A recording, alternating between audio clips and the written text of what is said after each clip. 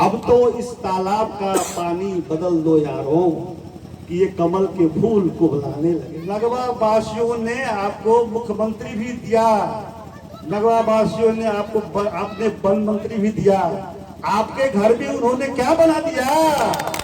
नहीं चाहता, बनाए तो सही, कौन रोका था? इसलिए मैं आप लोगों से कहना चाहता हूं कि अब ये जसपा से कोई काम नहीं चलेगा। कभी लड़ता है लोग, जसपा भी आंदोलन किया था लेकिन वो भटक गया, अवसरवादी हो गया और ये माले के साथ गर्दन पे गर्दन मिला करके उपदेशी जनता का भी विरोधी हो गया, संविधान का जो भक्षक है उसके साथ मिल गया, संहिता का जो भक्षक है उसके साथ मिल गया, मधेसी का विरोधी है उसके साथ मिल गया। केपी ओली कहता रहा मधेश के बारे में कि पेड़ से आम के गाछ से 2-4 आम गिर जाता है तो क्या हुआ, तो कहते थे कि 1 घंटा से भी ज्यादा अब केपी ओली की सरकार नहीं रहना चाहिए, तो प्रतिक्रमणकारी प्रधानमंत्री है दल है, उसी के पीछे लग गए। इन्हीं की पार्टी है ना मुख्यमंत्री की पार्टी, मुख्यमंत्री से ज्यादा पावरफुल तो उनका सभापति है ना, इनका कुछ नहीं चलेगा, जिनका कुछ नहीं चलेगा। वन मंत्री से ज्यादा पावरफुल उनका सभापति है जो मिल गया है केपी ओली के साथ, ए माले के साथ, उनका कुछ नहीं चलेगा। ड्राइविंग सीट पर मुख्यमंत्री भी नहीं है, वन मंत्री भी नहीं है, क्या चलेगा उनका? उनको जिता के मधेश का भी कुछ नहीं होगा, नगवावासी का, इंदिरावासी का तो कुछ होगा ही नहीं। इसलिए नगवावासी जनता और मतदाता से मैं अपील करना चाहता हूं, इस प्रदेश में अब मुख्यमंत्री रामनारायण कुर्मी से लड़े हुए हैं, दिखा दीजिए आप लोग कि मुख्यमंत्री बनने से कुछ नहीं होता है। श्री रामनारायण कुर्मी जी का जो डेडिकेशन है, जो लगन है, जो संघर्ष है जनता के लिए, जो कमिटमेंट है, जो प्रतिबद्धता है, उसको देखिए। उसके आगे कोई नया एक अवसर, बदलाव भी चाहिए। मैं अंत में इतना ही कहूंगा कि 4 वोट आपको देने का अवसर मिलेगा, 2 वोट तो वैसे ही रुख छाप में, नासी छाप में दीजिए, समानुपाती का गठबंधन की कोई जरूरत नहीं है। बाकी 2 वोट जो है उसमें गठबंधन के अनुसार दीजिए, जिस पार्टी का जो उम्मीदवार है गठबंधन की तरफ से उसको वोट दीजिए। यही बात मैं आपसे कहने आया। संसद फिर उसी को पास करके राष्ट्रपति के पास से भेज दिया, तो राष्ट्रपति को 15 दिन के भीतर में उसको स्वीकृत करना ही होगा, ये संविधान में लिखा हुआ है। लेकिन राष्ट्रपति ने अभी तक स्वीकृत नहीं किया है, और इसका मतलब हुआ कि राष्ट्रपति भी संविधान को नहीं मान रही है, संविधान का उल्लंघन कर रही है, और ये ए माले के उकसाहट पर हो रहा है, केपी ओली के उकसाहट पर हो रहा है। और जसपा के लोग आपके यहाँ के मुख्यमंत्री हैं, उनकी पार्टी, आपके यहाँ के वन मंत्री हैं, दोनों इसी क्षेत्र के उम्मीदवार हैं, वन मंत्री भी हैं और मुख्यमंत्री भी हैं। उनकी पार्टी उन्हीं का मतियार बन गया है।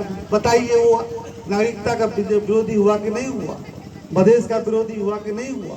कैसे आप वोट दीजिएगा? नगवा वासियों, नगवा का मैंने जो रिकॉर्ड लिया है 5500 से ज्यादा वोटर यहाँ के हैं। इनरवा की ठरवा क्या कहा है, इनरवा को मिला दिया जाए तो 7800 से ज्यादा वोट आप लोगों का है यहाँ पर। आप लोग निर्णायक शक्ति हैं, इसलिए इस वार्ड के लोगों से, नगवा वासियों से, इनरवा वासियों से मैं आप लोगों से विनम्र अनुरोध करता हूँ, अपील करता हूँ कि आप लोगों के हाथ में ही निर्णायक शक्ति है। आप लोग निर्णायक है इस चुनाव के, प्रतिनिधि सभा के और प्रदेश सभा के चुनाव के बारे में। इसलिए आपका जो 4 गते मतदान होने वाला है, उस मतदान में आप अपना निर्णय पूरी एकता से इस तरह से दीजिए कि जो मधेश विरोधी, संहिता विरोधी, गणतंत्र विरोधी जो ये माले है, उसका जो मतियार है आपके यहाँ का, उसको आप पत्ता साफ कर दें, इस तरह से आप निर्णय करें। आप रामनारायण कुर्मी, लक्ष्मण लाल गर्ग, लक्ष्मण लाल जी बताई है कि संविधान संशोधन के बारे में, मधेश के हित के बारे में उन्होंने क्या किया है। गठबंधन के उम्मीदवार हैं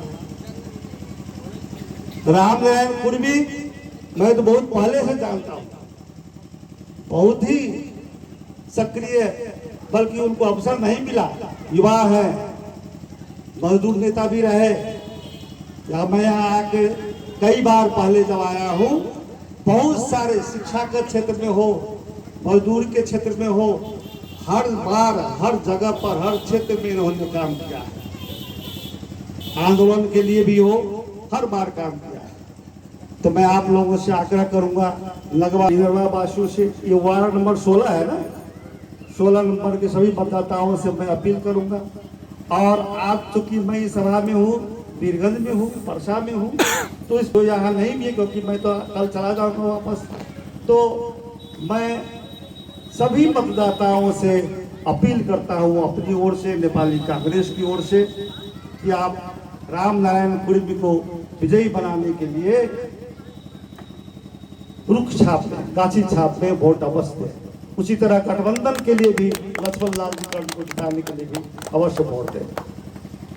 और मैं पहले आपको शुरू में कहा था कि यहाँ दो ही उम्मीदवार नहीं है, मैं भी उम्मीदवार हूँ। देखिए, ये दोनों उम्मीदवार जो है हमारे आदरणीय और प्रिय उम्मीदवार, उसका तो प्रत्यक्ष वोट तो आप वोटर आप है ही। मेरा वोटर तो देश भर के मतदाता है। 165 संसदीय निर्वाचन क्षेत्र, 330 प्रादेशिक निर्वाचन क्षेत्र, या कहिए कि 7 प्रदेश, क्योंकि मैं प्रतिनिधि सभा में समानुपातिक का उम्मीदवार हूं। अभी पूर्व वक्ता ने कहा कि कलम छाप में दीजिए, समानुपातिक में कोई गठबंधन नहीं है, प्रत्यक्ष में गठबंधन है। आपको 4 वोट देना पड़ेगा। जब आप बूथ पे जाइएगा तो आपको 4 बार बारी बारी से आपको 4 बार वोट गिराने का अवसर मिलेगा। 4 अलग अलग बैलेट पेपर मिलेगा। 2 बैलेट पेपर लाल रंग से छपा होगा और 2 बैलेट पेपर काला रंग से छपा होगा। तो काला रंग वाला जो, लाल रंग वाला तो ये दो है ही, काला रंग वाला जो बैलेट पेपर है वो समानुपातिक का है, मेरे लिए भी है और प्रदेश के लिए भी होगा। दूसरा जो भी लड़े हो यहाँ से, यहाँ से ही नहीं, आप जो वोट दीजिएगा तो उस प्रतिनिधि सभा के लिए, दूसरा वोट जो होगा प्रतिनिधि सभा के लिए, उसमें वो वोट उसको भी मिलेगा।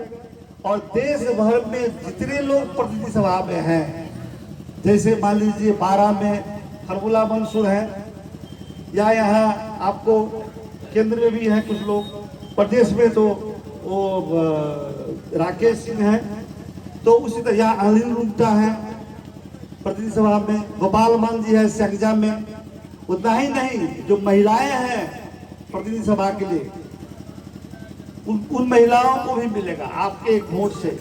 ये मत समझिए कि आप यहाँ जो वोट दीजिएगा उसका अकेले परसा के और इसी क्षेत्र की लिए गिनती होगा। इसलिए मैं सभी से आग्रह करता हूँ, उसमें अपना अपना पार्टी का छूट है किसको देना है। मैं नेपाली कांग्रेस के मतदाताओं से आग्रह करूंगा कि आप लोग दोनों समानुपातिक मत में, गाछ छाप में, रुख छाप में वोट लगाने के लिए खुद भी और बाकी मतदाताओं को भी कन्विंस करने की कोशिश कीजिए। ये भी मैं आप लोगों से अपील करना चाहता हूँ।